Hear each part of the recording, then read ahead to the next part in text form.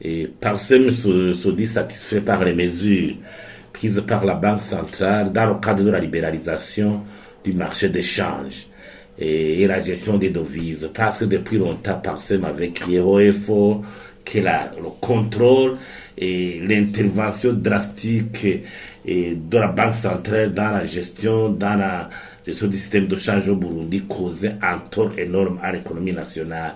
Mais si on commence à libéraliser, à permettre que les Burundais, les opérateurs économiques burundais, les citoyens, les privés,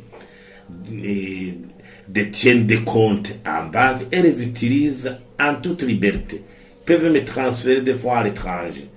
Il faut qu'ils soient propriétaires de leurs devises. Là, c'est une avancée très importante. Ça pourrait même stimuler les exportations, les exportateurs. Il faut que chaque exportateur, quand il reçoit les fonds liés aux marchandises exportées, il faut que les fonds en devises récoltés, il faut que ça soit la propriété de l'exportateur.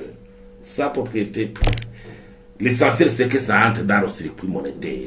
Il faut que le gouvernement intériorise que l'important est que tous ces devises entrent dans le circuit monétaire, au sein du secteur bancaire et financier.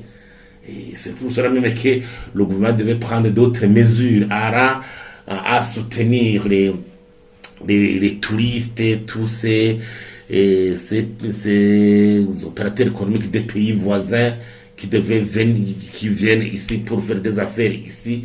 Il ne faut plus faire des contrôles stricts jusqu'à leur demander là où ils ont pu échanger leur monnaie en devise. Là, ça devient vraiment un calvaire pour eux. Il faut une libéralisation permettant à ce que les transactions en devise soient libres. Cela va stimuler même les activités économiques, cela va stimuler les exportations. Donc, nous soutenons la mesure et nous encourageons le gouvernement à continuer à le faire. Même aller plus tard pour réintroduire et permettre encore le fonctionnement des bureaux de change.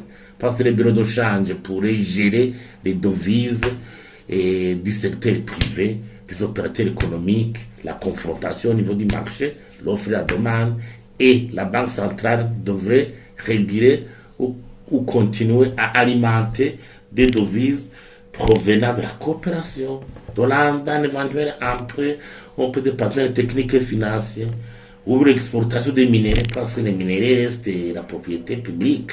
Donc, dans ce cas-là, il pourrait y avoir un allègement au niveau de la pression sur le système de change et aussi aller tout droit vers l'harmonisation entre les taux de change officiels et parallèles.